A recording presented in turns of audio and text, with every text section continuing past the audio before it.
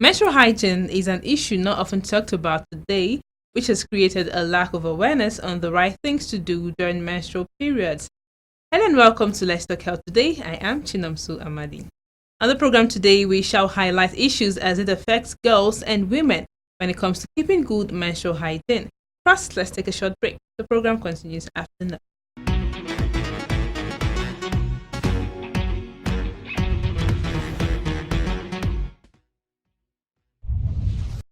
Welcome back. Our guest on the show today is a medical practitioner who is here to educate us on menstrual hygiene. She will join us after now.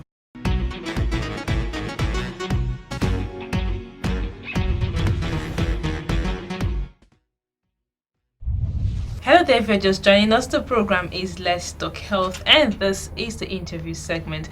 And today with us to talk about menstrual period, menstrual hygiene, what to do and what not to do when observing your menstrual period is Dr. Mrs. Jennifer Braimah. She's the President and CEO, Intensive Rescue Foundation International.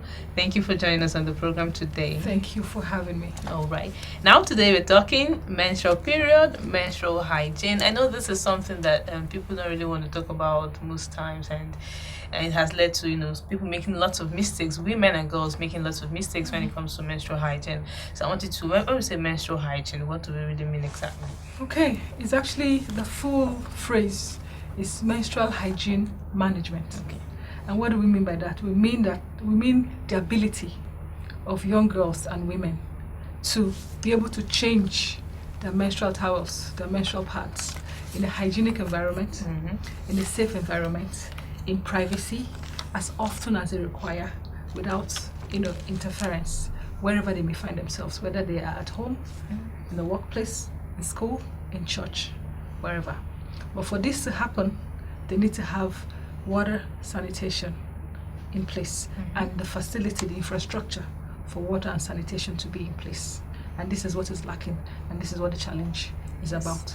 Okay, you've mentioned the challenge already, the proper facilities to observe menstrual hygiene. Now, what are those key things to look out for? You said it's, changing your pads when at the right time, at the right place, wherever you are.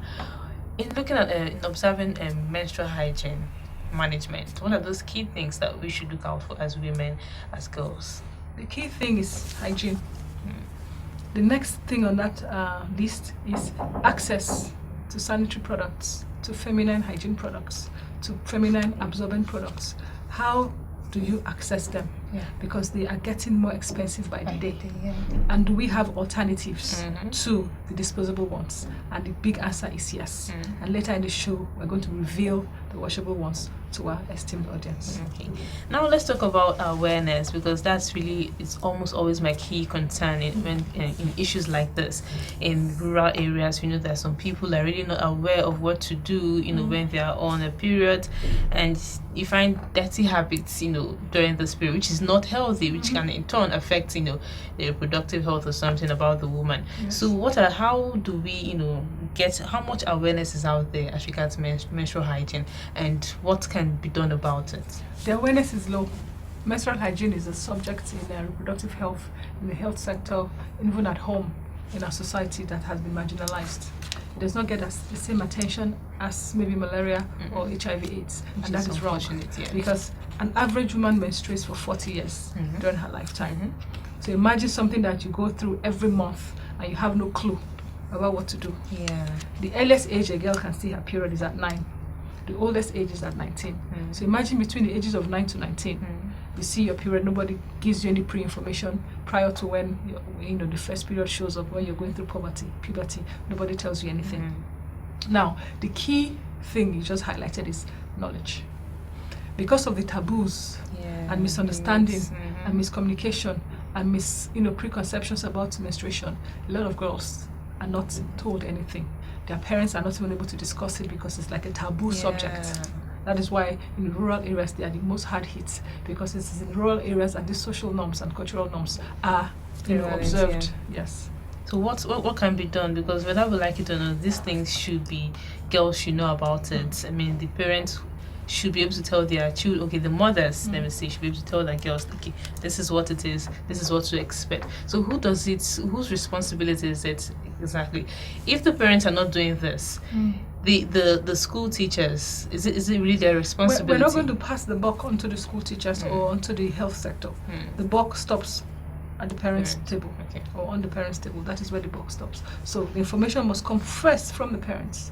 If a girl happens not to have a parent, or she's living with an auntie or an uncle, that person she's living with falls on the box falls on that person. The responsibility is on that person, because that is the first contact. The person should tell you everything you need to know. And the young girls also should be able to know how to ask these questions, rather than go and Google it online and get wrong information, or ask your peers and be told something that is not correct. Go and ask someone who can tell you. Now, if you do not have a mom to tell you, or you don't have an older sister, go ask a nurse. Ask your teachers in class. Ask your biology teacher. If you do not want to ask the maths teacher, someone will be able to tell you, should be able to tell you something. And part of the reason why Menstrual Hygiene Day was brought to the fore by Wash United 3 years ago. I was going to ask that, Yes, by Wash United, is a German-based organization. Part of the reason why it was brought to the fore is to be able to integrate menstrual hygiene management, or menstruation as a topic on its own, into global, national, and local projects, policies, and programs, so that it does not be something that is regulated to the background as is the norm. It's something that should be pushed forward. Now, this Wash United did not only make sure that menstrual hygiene has a day on the calendar, 28th of May of every month. They have gone ahead to create what they call an alliance, a menstrual hygiene alliance, where all of the partners from menstrual hygiene management, over 270 of them, become voluntary and automatic members of Menstrual Hygiene Alliance. Why did they do that? They want to make sure that Menstrual Hygiene Day, May 28th, is not forgotten after May 28th. So every month, every week, from January to December, menstruation will be put on the front burner, especially to highlight the challenges that girls are going through in terms of water, sanitation, and hygiene, and the lavatory infrastructures to change as when due. Okay, now let's talk about there's a study, recent research that shows that the fact that there are lack of hygiene facilities in schools that affected girls' their ability to concentrate on their studies. Now, in cases like this, definitely we know that it will be in some rural and well-developed places. What can really be done? Like, for example, now what can your foundation do to assist in areas like that? Good. I love that question. Why do I love that question? I love it because menstruation or menstrual hygiene management is part of the core, vision of our enterprise. To make sure that young girls and young women are given accurate and crucial information about menstrual hygiene management from puberty, or even before the onset of puberty, so that they are, prepared. They are ready for what happens next. What is my organization doing? Right now, we're building sanitary toilets or lavatories in Edo State, Isako West. Just specifically for this kind of purpose. Not just because they are going to use it to defecate or to urinate, but so that the girls who are going through puberty or who have started their periods will have a private place to change. Do you know that because they do not have lavatories or sanitary infrastructures to change, girls end up staying at home during their periods? Imagine if you stay at home 5 days every month. How much each term is 3 months. So you miss out 15 days every month. Every term. Multiply 15 days by 9 months. A lot of girls end up dropping out. And then the gender equality we're talking about in the Sustainable Development Goals, we lose it. The no to poverty, we lose it. Because if a girl does not get quality education, which is part of one of the SDGs, quality education, say no to poverty, health and well-being, and water and sanitation. These are the 5 SDGs that menstrual hygiene management and the Menstrual Hygiene Day ties into, as well as the World Toilet Day and World Global Hand Washing Day. These are all the UN days and the SDGs that menstrual hygiene management ties into. So imagine when a girl loses 45 days out of the number of days she's supposed to be in school.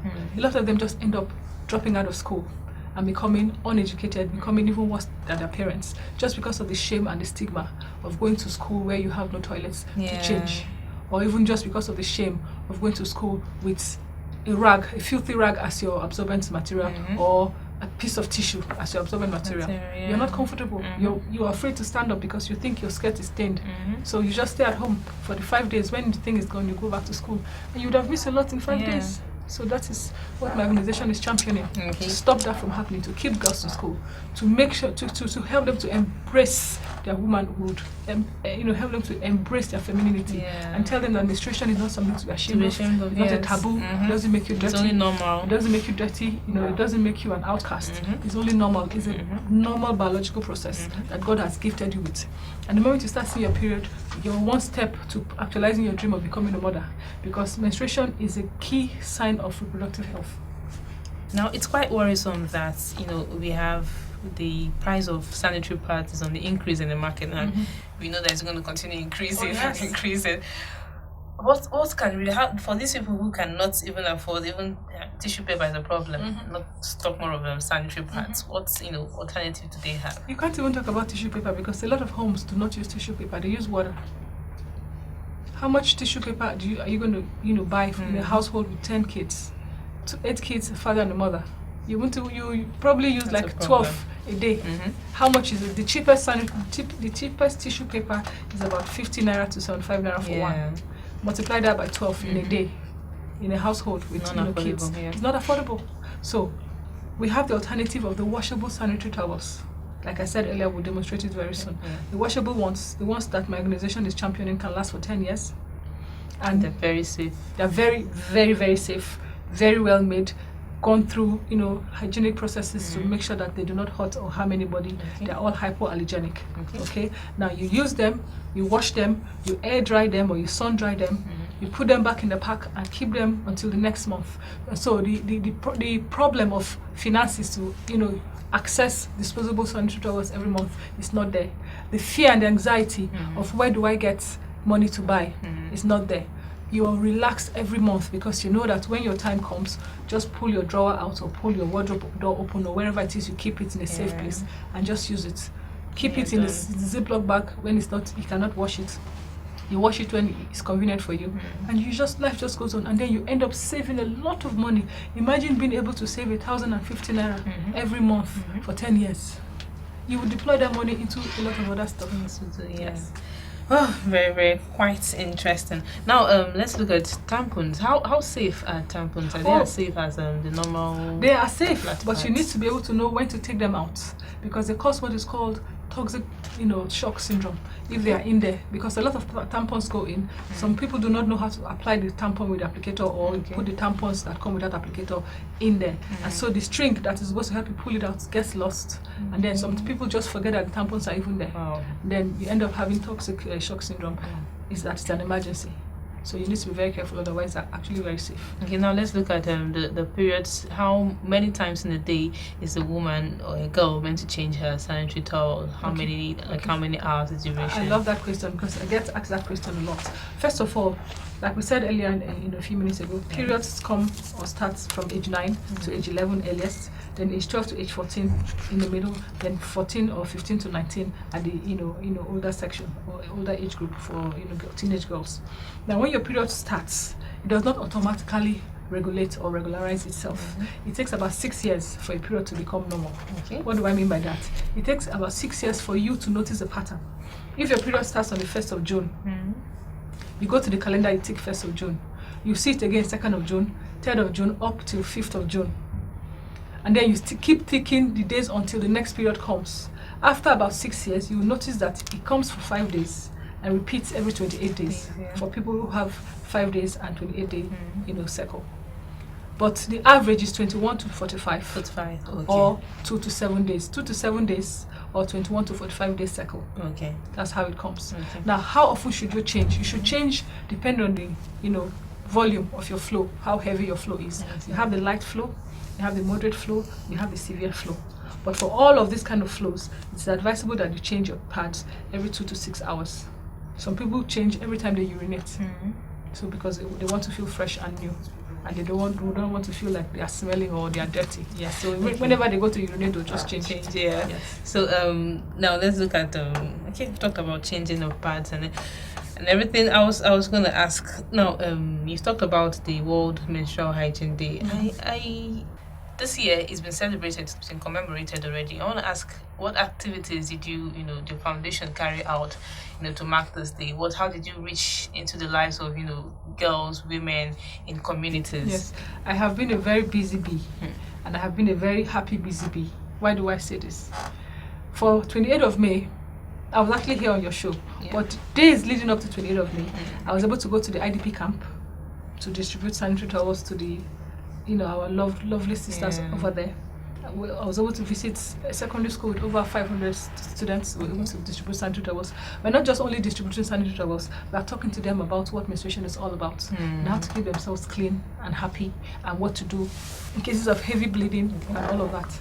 Now, we're also able to go to a few of the ministries to introduce the washable sanitary towels as an entry point and as an alternative to the disposable towels. This is what we have been doing to commemorate, the World Menstrual Hygiene Day.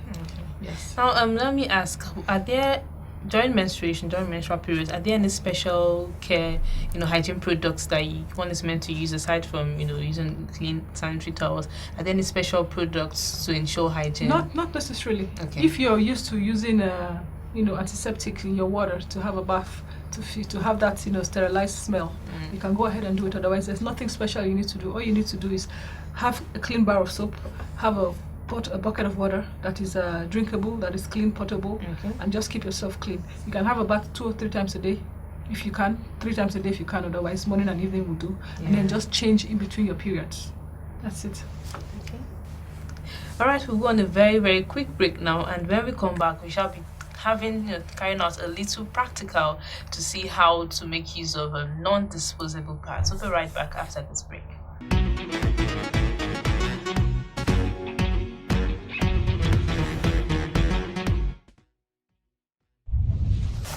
Alright, glad to have you back. We are still talking menstrual periods and menstrual hygiene, observing menstrual hygiene during menstrual periods. And we still have in the studio Dr. Jennifer Braimah. And now she wants to do a little practical on how to use non-disposable pads for those who cannot afford pads, because we know that the price of sanitary towels are on the increase daily, and now we want to show you how to make use of non-disposable pads. So this is it's called the Menstrual Hygiene Toolkit. Okay, that's what it's called. That is being pushed into the Nigerian market by my organization, Intensive Rescue Foundation International. Now, this is the way it comes. It's a sanitary product, so we have to be sure that it is properly packaged. This is the way it comes, just like this. Now you open the outer layer and you get into the main, bag containing the towels. Like she said earlier, these are washable sanitary towels. And this is how they are. This is the way they come. We have 3 categories or 3, contents. We have the ones with 8 sanitary towels, and the ones with 6 sanitary towels, and the ones with 7 sanitary towels. This is the pack with 6 sanitary towels. It comes with 6 sanitary towels. It comes with a pants, because we also found out that a lot of girls cannot afford pants, underwears. They cannot afford just a quick question. Yes. During menstrual periods, what pants are advisable? The regular pants you use. Cotton panties basically. As long as they can hold the feminine hygiene products without fear of falling. Okay. Yes, as long as they can hold them. And then you see, when I demonstrate the washable pads, you see how they can sit quite comfortably in between the panties. Okay. And then you have the washing soap. Okay, that's a complete kit. Yes. And then you have the leaflets in here to tell you everything about menstruation, including the calendar, to calculate your next period, to calculate your fertility period, to calculate your safe period, and all of that. And then you have the Ziploc bag. This is used to put the used sanitary towel until it is time to wash. So it is leak proof and it is smell proof. Okay. So now, and then it has one last thing. It has a peg. When you wash. So now when you want to use the sanitary towel, you just take it out of the lining. You open it up. It has wings, just like the disposable ones. Yeah. And for every woman who is already started seeing her period, you know what the wings are for. You sit it on your panty, you clip it under there. And then when it's dirty, you want to change it, you remove it, you fold it like that, you put it in a Ziploc bag.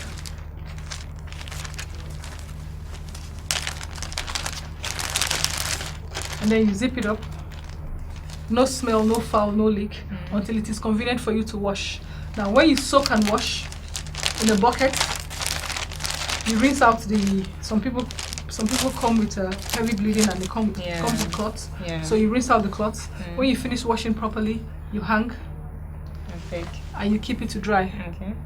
This will last you for 10 years, helping you to save a lot of money, reducing anxiety and tension, during that time of the month, because you know that you have something to, readily use without worrying about, where to access funds to go get a new one. So Quite interesting. that's about it. Oh, you should know that you have a chance to win this. For those of you who don't have, funds to purchase the disposable pads, which are quite expensive, you have a chance to win this just by liking our page on Facebook, facebook.com/Let's Talk Health, and then sending a comment as regards this particular topic.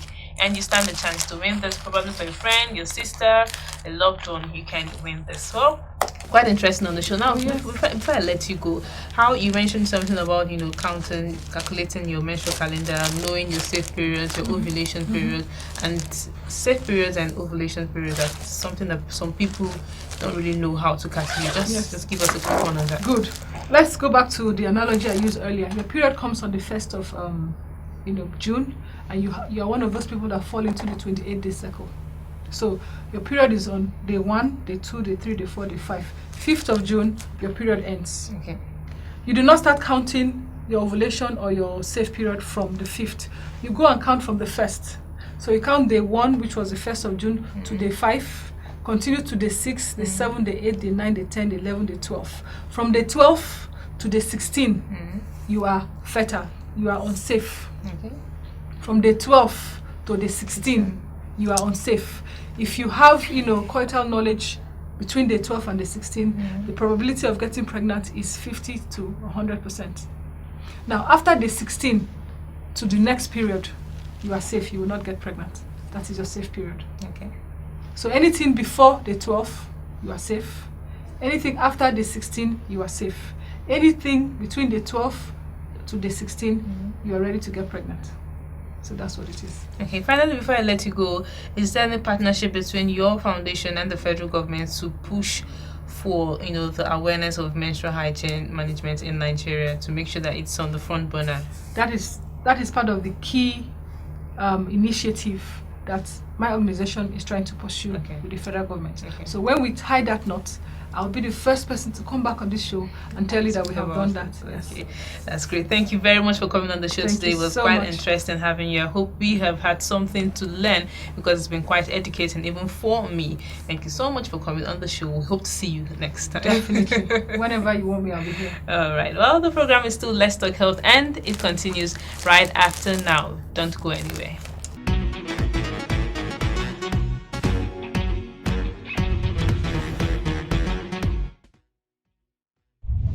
And we've heard it all from Dr. Braimah on what to do and what not to do. Now, don't forget to like our social media platforms. Follow us on Twitter at TalkHealthPTV, on Facebook at facebook.com/Let's Talk Health, or send us a mail at letstalkhealthptv@gmail.com. Don't forget, there are disposable sanitary pads to be won on the show today. Now it's time to hear the health tip for the day.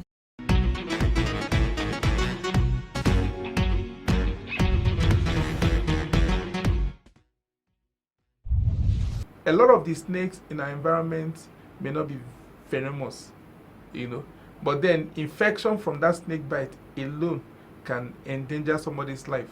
So for snake bite, just in case, because the snake may not be venomous, but you can't tell when a venomous snake has bitten somebody, what you could do is to reduce blood from circulating from that point and carrying the toxins or the poison into the body.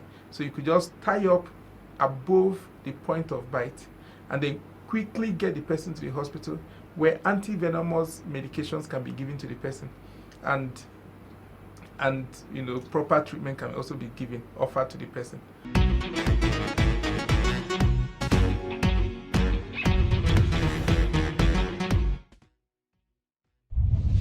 And that's it on the program today. Thanks for watching. Till I see you next time, do stay healthy and stay alive.